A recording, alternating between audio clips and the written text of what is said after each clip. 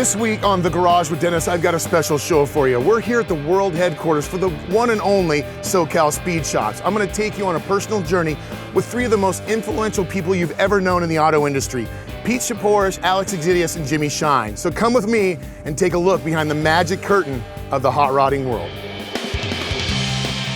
From our studio in Southern California, the hotbed of car culture, covering all things automotive. Welcome to In the Garage with Dennis. Here's your host, Dennis Pitzenbacher.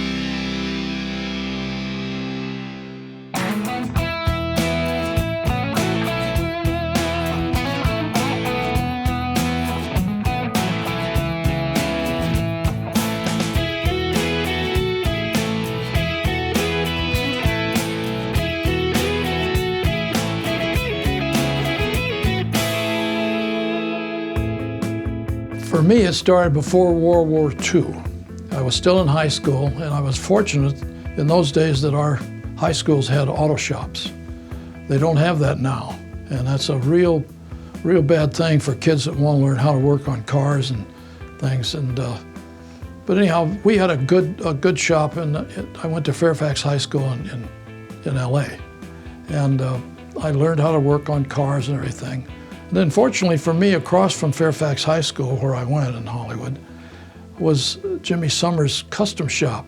And he was so far ahead of everybody else in customizing. He built some incredibly beautiful cars. And before school and after school, I'd go over there and watch for a while before they'd kick me out and stuff. So I had that custom and car background. In fact, my first cars were more custom than they were hot rods. I had dual manifolds on them and stuff like that, and pipes, but they were still customs. I had a beautiful 34 three-window, and then I had a 34 Cabriolet with a Carson top on it. So I was kind of leaning that way. But during the war, I was in the Air Corps, and I had a chance to work on a lot of great airplanes. I was an engineer on a B-17, a gunner, and I worked on P-40s and B-25s, so I got hooked on the mechanical part of it. So when I got discharged, and I've tried to remember this over and over, but I cannot remember at what point before I got out, I decided when I got out I'd open the speed shops. I knew nothing. Nobody knew who I was. People like Edelbrock and Hilburn had set records before the war, and they had names. But to this day, I don't know why I opened SoCal Speed Shop. I opened it the day I got out of the service in Burbank. It was a little store front. And it didn't take long after that I realized I needed more in the store. I wanted to work on the cars. I wanted to build engines for customers. I wanted to be more involved than just selling the parts. The parts in those days really for me were Stewart Warner gauges, Acorn head nuts, chrome stacks, that kind of stuff, oil, stay-lube oil, things like that, because when they first got out of the service, the guys didn't really have the money to buy heads and manifolds and stuff. They were just still too expensive. And they hadn't started working, building houses and stuff that they did later. So anyhow, SoCal started being successful, and I was selling enough stuff that I could get by. And I got a lot in Burbank where I could build a building and work on cars. And that's what I did the second year. I got a Sears prefab two-car garage. And believe it or not, every stud, every roof and shingle, everything fit perfectly. Sears did a marvelous job. And after the first year of being in business, I met so many hot rod kids coming in to buy stuff from me or to talk to me that I met all these guys that could build that building for me. So we all got together one weekend and we built that Sears two-car garage. Fortunately for me, I put it in the middle of the lot rather than down in the front. A couple of years later, that enabled me to build a store in front of the thing. So that worked out very well. And my business just took off then. I came up with a catalog that started mailing out. Everybody was going to the lakes. It was a very exciting time. And then Peterson came out with Hot Rod magazine. And all of a sudden, I could sell a guy in Cincinnati a set of heads, not just in Burbank or Glendale, but in Cincinnati. So Peterson Hot Rod Magazine really built this industry. And a lot of guys used to comment about Pete getting rich off of the advertising guys. Well, the advertising guys got rich off Pete too, so it worked both ways. Hot Rod just changed everything. And then all of a sudden, Honest Charlie and a bunch of guys started having speed shops all over the country. And that changed my business. But it was a great time to be part of it, to see Edelbrock and Wyan and Winfield and those kind of guys building their business. It was fun, and to know them all personally. So it was a great era, and it's never stopped, actually. Looking at the vehicles that are built right here at SoCal Speed Shops, you know they trust one thing, their Craftsman tools. After 67 years of building cars, they know which tools to trust. You can find them at Sears retail outlets and, of course, at Craftsman.com. Craftsman, made to make. I think the greatest satisfaction of being involved with the SoCal Speed Shop is being involved with Alex Xydias. I can't imagine trying this without him, right? I mean, even though it's the SoCal Speed Shop and he started it, it's his, I see him every couple of weeks. He's as sharp as a tack, and he brings me great insight in marketing and all kinds of good stuff. So I have this major responsibility, really. He's got like this perfect reputation, and the stress I have is I can't screw it up. Well, the relationships that I've had with our customers and the guys that we build cars for, I don't even want to call them customers. They actually, you know, you're not supposed to get emotionally involved with your business, but this is a very emotionally involved business. Every build is emotional. The guys that we are involved with are really hardcore. They come and they give us their ideas, and we work together and all of that. Billy Gibbons and ZZ Top, he and I met in 1976. Jake and I were at the Nationals in just south of Charlotte back in the day, and I met him that evening, and he was going to come by and visit us the next day because he had the day off. And at the time this is just before they were a mega group, so they were really built pretty strong at the time. And Jake and I both went, yeah, sure, he'll be coming by for sure, right? Yeah, kind of, you know, tongue in cheek. And sure enough, the next morning he came over and spent the day with us. And he hangs out with my family. My wife and he are really good friends. My kids have grown up with him because his car thing. I mean, we talk about our day jobs, and so his day job is he's a rock star. That's his day job, but his off days is pure cars. I mean, he's as big a car freak as you'd ever want to meet. I mean, seriously, you know, there's car people, there's car guys, car people, and car freaks, and he's a car freak. I mean, there's no doubt about it. We've done some really bizarre stuff, and what's fun about being with Billy is we can get away with it because he can get away with it. I mean, if he wanted to paint something chartreuse, that'd be the next gig, you know? So that's the fun part of being with him. He's really dynamite. I mean, I talk to him almost every day, no matter where he is in the world. And people, it all sounds like a lot of crap, you know, but it's not. It's the real deal. I mean, we're pals, you know, so it's pretty neat. If there's a talent in any of this, if there's any genius in any of it, it's taste. For some reason, the guys that come to us and they gravitate to us, there's an element of that's how the car should sit, that's how the shirt should look.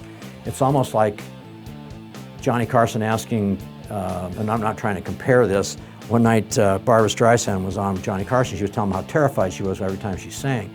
And he says, where does that voice come from? She says, I open my mouth and it comes out. That's all I can tell you. And so somebody says, wow, where'd you come up with this idea? I don't know, I dream about it. It's like writing songs or writing a story or being a good teacher. I mean, we just have, there's some kind of a artistic flow through the company, and we involve ourselves with those kind of people. Where's the company in another 70 years? That's a really good question. The fellow that operates this place for me on a daily basis is 20 years younger than I am. I'm almost 30 years older than my son and Jimmy. So I think the company's in really good hands with Dennis and John, my son Peter, and with Jimmy Shine. The bases are covered. You know, Jimmy's in the shop, Peter's working the warehouse, Dennis is developing and managing the place, and John is in sales. And so that team to me, and we've all been here forever, nobody leaves. That's the other side of it. They might get asked to leave, but nobody leaves on their own account. So I think that we've done a good job of instilling Alex's dream and the things that he was seeing when he was a kid and his racing and all of that. I think we've taken that and really made it a rock solid foundation. And for our young men to come in and build on it. I'm easygoing about most things, but I'm not easygoing about that. And that's the thing that's where I run. I run hard about it. It's real important. I'm not going to be the one on my watch that puts Alex's reputation down the drain. And those guys feel the same way about me. Standing amidst 67 years of history in the SoCal Speed Shop, it's great to see that even these guys, after decades of building hot rods, still know what the best products are to use in their cars. Royal Purple, the performance oil that outperforms. I'd hope to think that I've earned that position, you know, to become this, in this line of, you know, Alex Xydias, Pete Chapouris, myself. You know, I think I've earned that position. And I'm not necessarily anxious or nervous. It's been a long time coming, and we've all been working together, so it's not like just one day, all of a sudden, here you are, and you know, you're the name up there in the marquee sign with SoCal Speed Shop underneath Alex and Pete. You know, it's been a long time coming. So I'm really proud of where I'm at, and I think we've all worked collectively very hard to make SoCal just what it is. The trend we're trying to set and maintain is started back in 1946 with Alex, building traditional cars, you know, quality cars, 20s, 30s, 40s, 50s, even 60s, and we've done modern day cars as well. But we're trying to really uphold our ideas and our ideals. So, yeah, things will come and go, but I think SoCal's kind of on the straight and narrow. New ideas come every day from the strangest of places, you know. They come from everywhere. You know, you might be inspired by a new vehicle, an old vehicle, a motorcycle, a tractor, a dump truck, a fishing boat. You never can tell. You might see something that's really intriguing. I found some really neat marine hardware on some old boats that I want to apply and at least use that idea and, you know, use those on future jobs.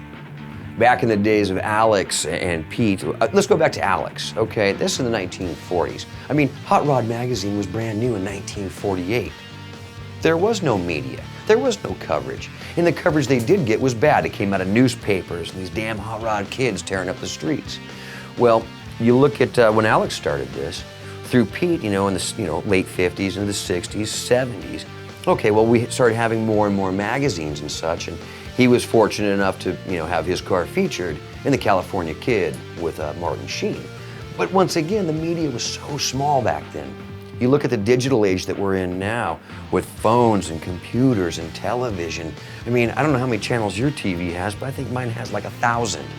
Okay, so there's a lot more media out there. So there's a lot more exposure. So just because of the time, the day, the age, what we're doing, what I'm doing in collaboration with SoCal, yeah, they stick my face on there. But I don't shy away from it. I don't look for it. But I don't shy away from it either. It just doesn't bother me one way or the other.